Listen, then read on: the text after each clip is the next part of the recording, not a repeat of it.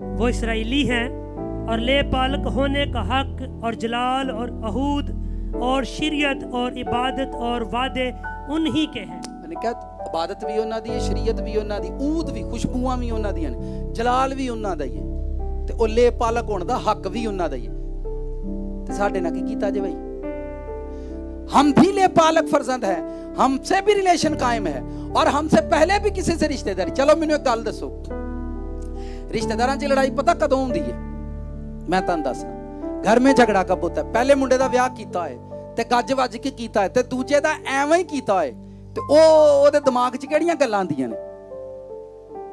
किहड़ियां गल्लां? वो आंदा कि लो जी ओहदे बारी ते तुहां ठीक ठाक कीता ते मेरे लिए कुछ भी नहीं, मेरे लिए मुक्की गया सब, मुक्की गया सारा कुछ।